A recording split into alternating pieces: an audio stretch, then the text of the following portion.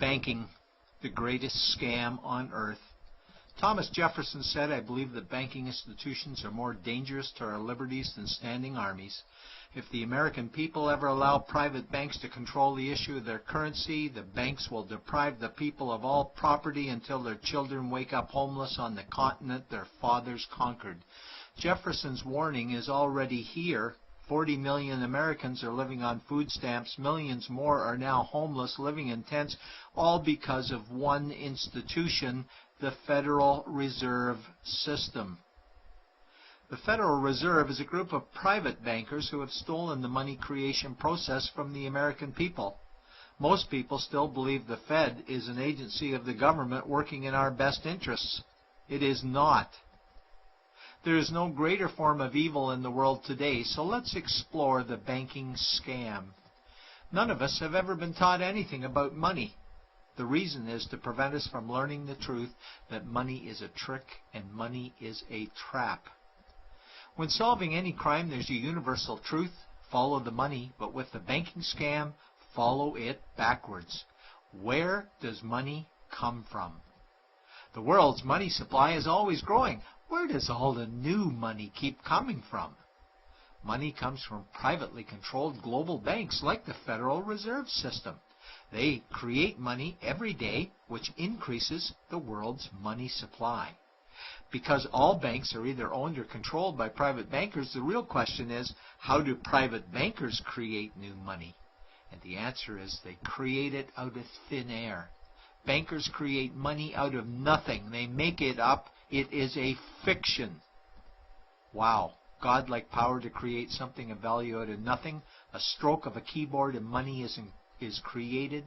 In fact, only 3% of the world's money is even in the form of bills and coins, which means 97% of all money in the world is just numbers typed on a computer screen. This is part one of the banking scam. Money is created out of nothing. The second part of the scam is this phony money is issued as debt. What is debt exactly? Well, when you consider we work our whole lives to pay it off, you could say debt is slavery. But whose debt is this phony money? It's our debt, all of it. It's our debt when we use credit cards, we get student loans, borrow money for mortgages, all bank borrowing. And it's our debt, again, when the government borrows, which is each and every day. In today's world, money is debt, and debt is money, and don't forget the interest charges. Money equals debt, and debt equals slavery. Therefore, money equals slavery. Our monetary system is a carefully concealed system of slavery. Why? Because our government can create the same money for free with no interest charges, just like they used to, as the Founding Fathers designed it inside the United States Constitution for our protection against private bankers. The third part of the banking scam is very evil. When bankers create money from nothing and issue it as debt, they only create the principal portion of the debt. They do not create the money for the future interest payments. There is not enough money in existence for all of us to make our interest payments. In fact, our money creation system is even mathematically impossible. Money issued by the banks, principal debt, does not equal the money demanded back to the banks, principal plus interest. We are forced to play a game of musical chairs to see who can make their debt repayments. This guarantees a world of bankruptcy, competition, and scarcity of money. For example, we go to the bank to borrow money for a house, let's say $100,000. The moment we sign the loan document, the bank creates the money out of thin air. A $100,000 debit gets registered for us and a $100,000 secured credit for them. Then one of two things happens. Either we give the bank 30 years of labor making house payments totaling $300,000 for the original $100,000 we borrowed, or the bank takes our house. The bankers get either our labor for life or our house, and often they get both, all from money created out of thin air and issued as debt, for money made out of nothing.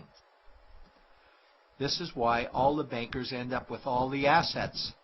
The fourth part of the banking scam is inflation. People think inflation is prices and costs increase. A better answer might be the value of our money always goes down. Inflation is created every time the central banks print money, which is every day. Where does all this new money get its value? The answer is it steals its value from the existing money supply, where our savings are. Our savings are disappearing because of the new money they're printing. If money creation was in balance with goods and services, there would be no inflation. Prices would stay the same. But the reality is banks always print money, driving prices ever higher, which steals the value of our savings, making them disappear.